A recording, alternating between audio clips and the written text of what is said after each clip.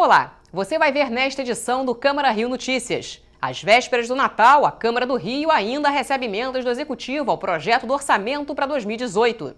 E você, está com dificuldades para montar a tradicional ceia de Natal? O Câmara Rio Notícias dá dicas para a compra de produtos alternativos. Uma saladinha light de folhas e legumes pode fazer às vezes de uma maionese com batatas. Repente e cordel. As duas tradições nordestinas fazem sucesso no Rio. Você vai conhecer a sede da Academia Brasileira de Literatura de Cordel e a dupla de repentistas que anima os visitantes da Feira de São Cristóvão. E a gente luta pra ver ela consagrada. A gente começa esta edição falando das votações ocorridas no plenário da Câmara do Rio nessa quarta-feira. As galerias do plenário já estavam ocupadas por fiscais de atividades econômicas e agentes de controle urbano quando começou o grande expediente. Parlamentares subiram à tribuna e criticaram a iniciativa do Poder Executivo de enviar à casa projetos polêmicos como a taxação dos inativos, a parceria público-privada da Rio Luz e a criação do Código de Vigilância Sanitária para a cidade. Essa questão da Rio Luz foi resolvida lá em Pequim, há 2 meses atrás ou 3, quando o prefeito esteve lá e foi proposta essa privatização, ou quase, da Rio Luz. Mas, na verdade, para se fazer uma PPP, não se precisa de lei. Mas precisa de lei para aumentar a receita daquela empresa que fará a PPP. O único objetivo não é PPP nenhuma. O objetivo é aumentar a contribuição de iluminação pública para gerar uma receita maior. O que o prefeito faz nesses últimos dias, nessas últimas semanas? Ele escolhe a dedo, depois de aumentar IPTU na cidade em 30%, depois de aumentar ITBI na cidade em 50%, depois de aumentar o endividamento no município, ele escolhe a dedo uma dezena de projetos para instituir taxas, aumentar a carga tributária na já combalida economia carioca, aumentar os gastos da máquina pública e reduzir o efetivo de guardas nas ruas.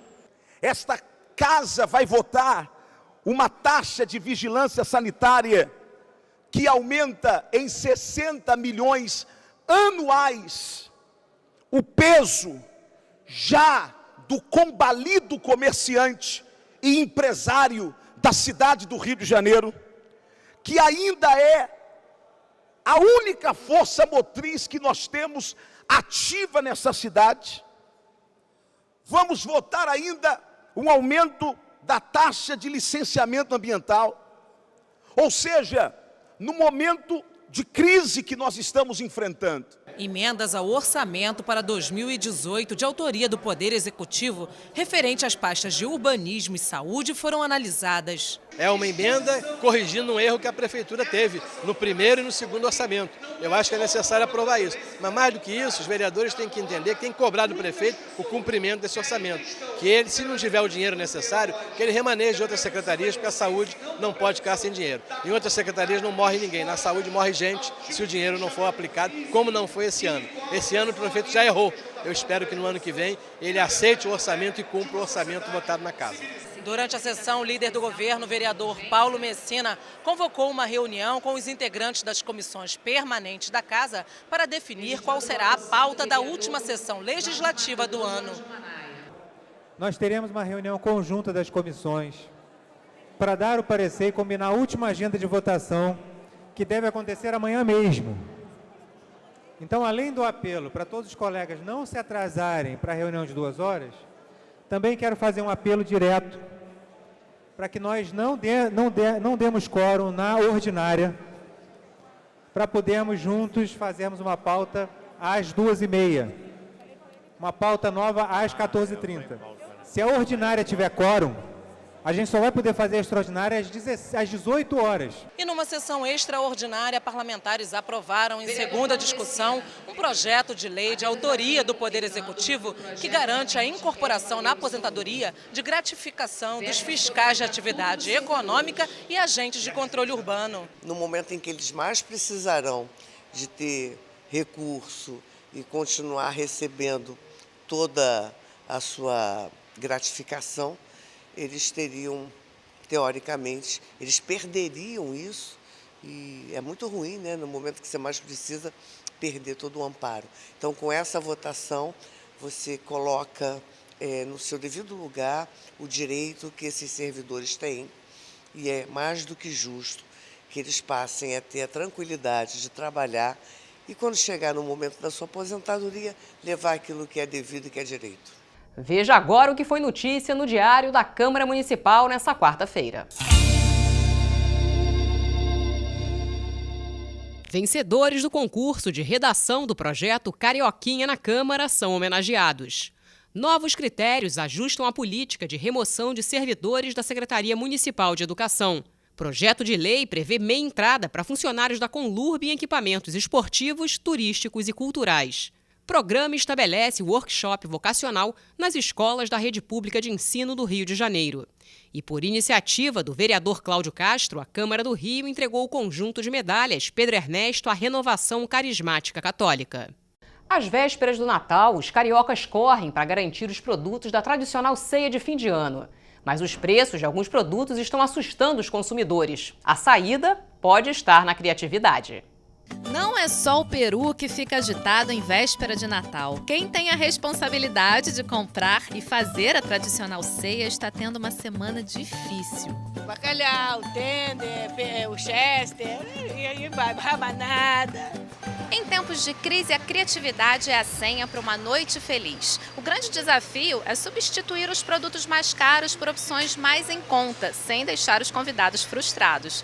Nós temos algumas dicas. Em vez do bacalhau, que está custando de R$ 47 a R$ 60 o quilo, pode-se usar outro tipo de peixe, como o filé de merluza, que é 3 vezes mais barato. Uma saladinha light de folhas e legumes pode fazer as vezes de uma maionese com batatas. Colocar outro prato no lugar do chester é complicado, mas um lombo de porco faria bem esse papel. O preço médio é de R$ 15 o quilo. Tem gente que não abre mão do panetone. A boa notícia é que, pesquisando, dá para encontrar boas oportunidades. A gente faz um esforço, né? Compra uma coisa, não compra outra, mas dá para atender. Faz uma ceia simples e agradável para a família.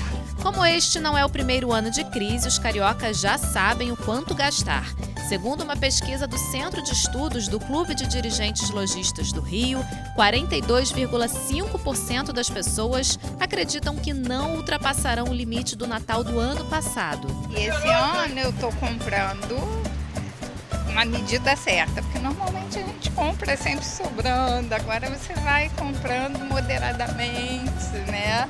Seja bacalhau ou merluza, chester ou lombo, o que importa não é o que está na mesa, e sim quem está em volta dela. O Natal é uma época de confraternização, é uma época de parar tudo, né? Numa situação complicada do país. E família, de rever a família, união de família, na verdade. Eu acho que, na verdade, é mais uma confraternização mesmo de família.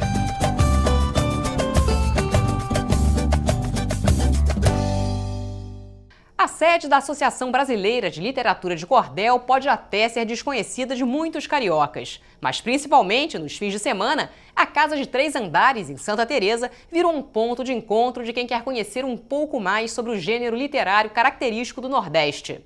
Já na Feira de São Cristóvão, uma outra tradição nordestina faz sucesso, o repente, cantado por uma dupla que anima os visitantes da feira.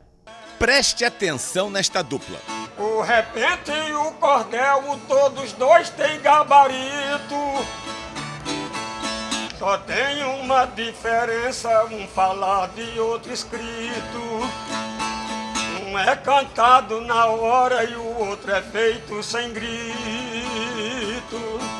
Miguel e Edinaldo estão juntos há 5 anos. São repentistas de destaque na Feira de Tradições Nordestinas em São Cristóvão.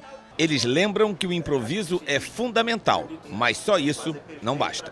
O bom repentista, ele, além da voz bonita, que é o principal, tem que ter métrica nas rimas que faz, oração, tudo certinho. Porque quando o repentista rima errado, ele não tem muito sucesso.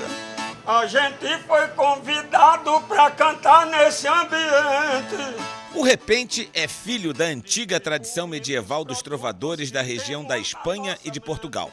Aqui no Brasil, surgiu na Paraíba no século XIX.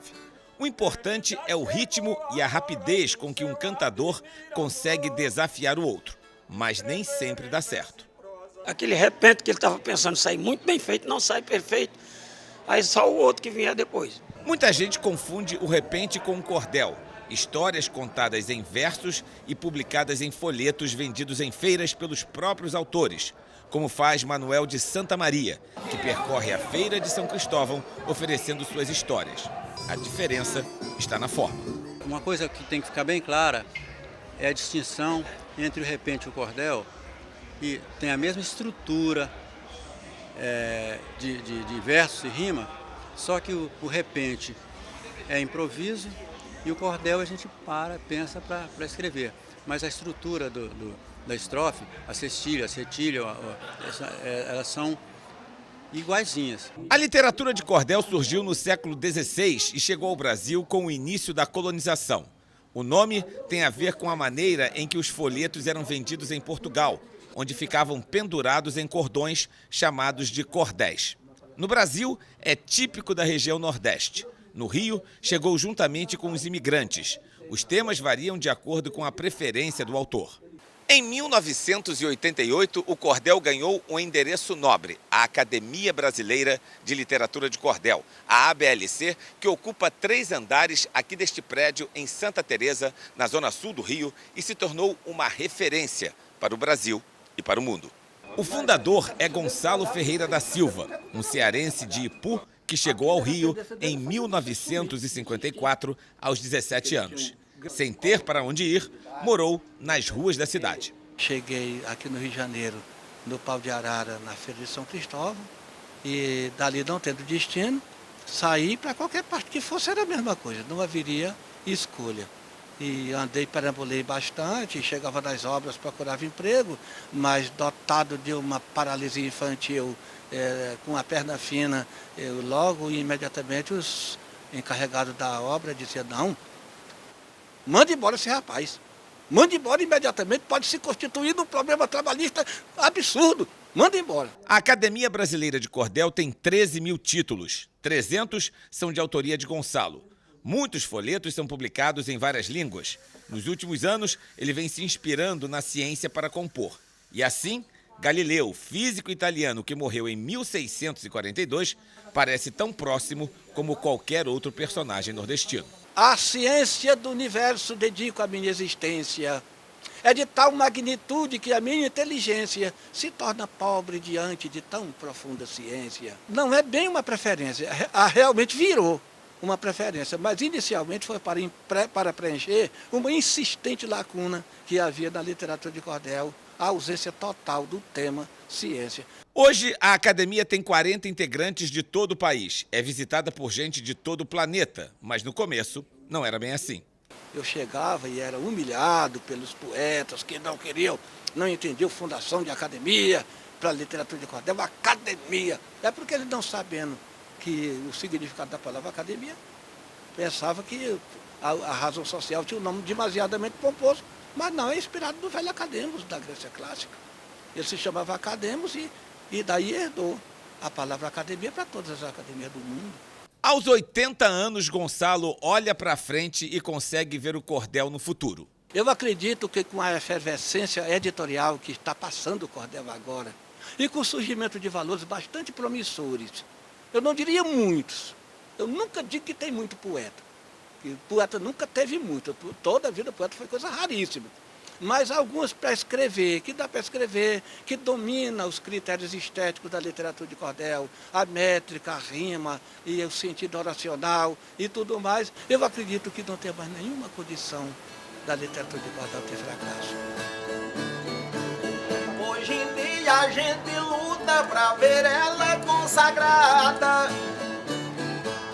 tem até a academia com vida bem elevada, divulgando a nossa arte por ser bem considerada. E se criou com mistura de raiz de Moçambique,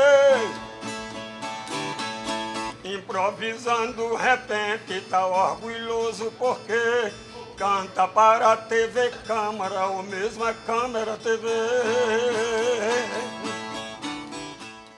E o Câmara Rio Notícias fica por aqui. Até amanhã.